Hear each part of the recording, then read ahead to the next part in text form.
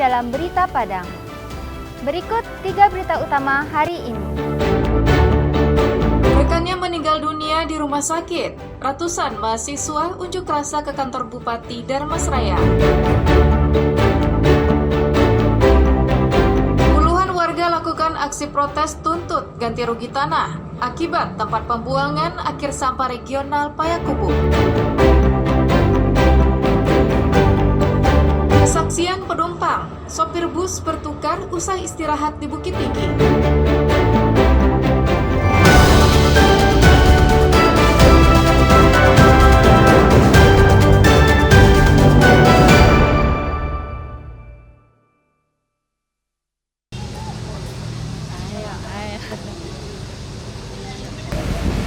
Sebanyak 23 penumpang bus antar kota antar provinsi yang selamat ketika kecelakaan tunggal di Padang Panjang.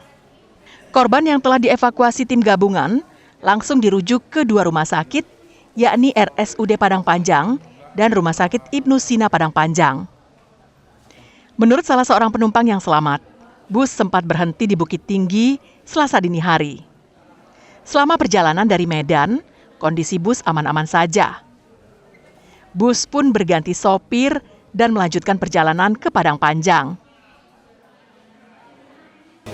Nggak ada yang sampai dari penyambungan nggak ada yang rusak. Oh, lancar ya Pak ya? Di rumah makan itu kan, ya. Bukit Tinggi namanya itu kan. Ya. Kami habis makan, baru gantian itu supirnya. Yang dari penyambungan lain sampai di sini gantian. Kan ALS biasa itu, gitu kan. Berdasarkan informasi sementara, kecelakaan disebabkan rem bus yang bermasalah. Bus yang semestinya masuk ke dalam terminal, namun karena rem yang tidak berfungsi, akhirnya menabrak pagar. Update terakhir korban 35, yaitu terdiri dari 23 luka-luka yang saat ini masih dirawat. Kemudian 12 meninggal dunia. Kemudian sudah membuat pos DVI bagi keluarga korban yang ingin mengambil keluarganya yang meninggal dunia bisa melalui tim DVI yang ada di RSUD Padang Panjang. Kemudian sudah kita amankan sopir, saat ini masih kondisi kritis karena masih dirawat, dan karnetnya sudah kami laksanakan pengecekan urin dan hasilnya negatif mengandung narkoba. Berdasarkan informasi penumpang yang selamat itu, bisa jadi kecelakaan disebabkan oleh sopir yang kurang berpengalaman melewati jalan turunan di Bukit Surungan itu. Diduga karena kaget, sopir menekan tuas rem secara terus-menerus hingga menimbulkan panas dan rem tidak berfungsi. Hingga Rabu sore, total korban sebanyak 35 orang. 12 orang meninggal dunia dan 23 orang masih dirawat di rumah sakit. Sedangkan sopir yang mengemudikan mobil saat kecelakaan terjadi berada dalam kondisi kritis. Sri Louis melaporkan dari Padang Panjang.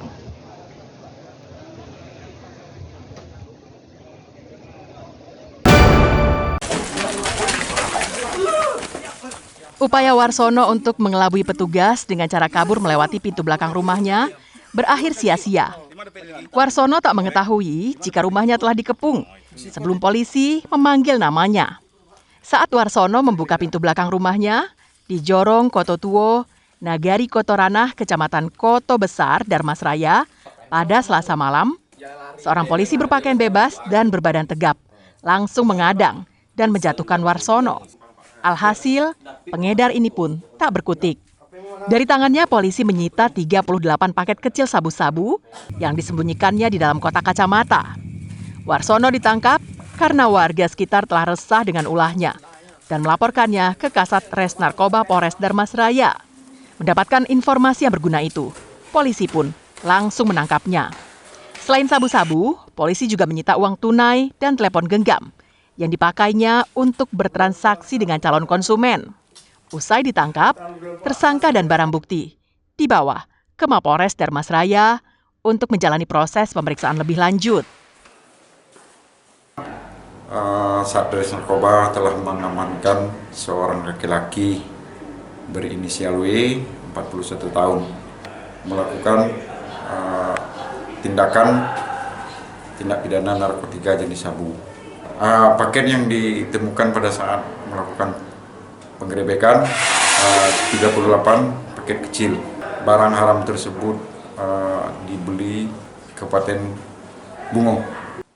Tersangka dijerat dengan Undang-Undang Nomor 35 Tahun 2009 tentang narkotika dengan ancaman kurungan paling lama 20 tahun penjara. Eko Pangestu melaporkan dari Darmasraya.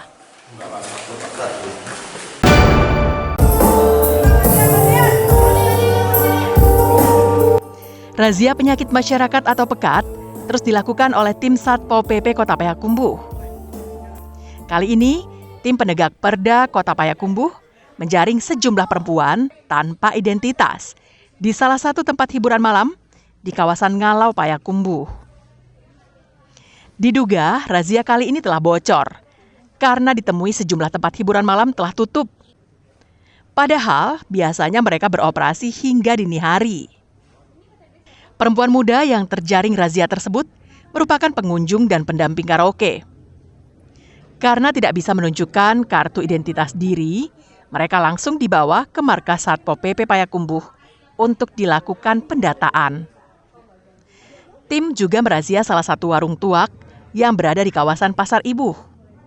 Di sini, tim menemukan warung tuak yang masih buka dan menjual minuman keras tanpa izin. Saat petugas datang, tak satu pun pengunjung warung yang ditemukan. Dari penggeledahan yang dilakukan di bagian belakang kedai, ditemukan minuman keras dalam kemasan botol serta miras tuak. Dalam razia itu, pemilik kedai tuak menolak dirazia. Pasalnya, sang pemilik merasa hanya kedainya saja yang dirazia. Meski mendapat penolakan, petugas Satpol PP tak menghiraukannya dan tetap melakukan penyitaan. Semua barang sitaan itu dibawa ke markas Satpol PP.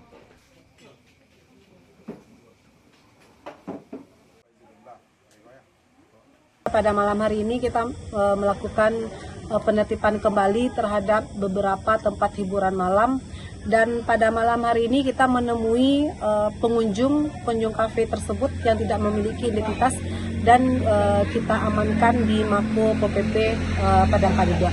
Kemudian kita juga menemui barang bukti berupa miras yang mana mereka tidak mempunyai izin untuk melakukan jual beli miras di tempat hiburan tersebut. Razia serupa akan terus dilakukan untuk menekan merebaknya berbagai penyakit masyarakat di Kota Batiah ini. Ikhlasul Ihsan melaporkan dari Payakumbuh.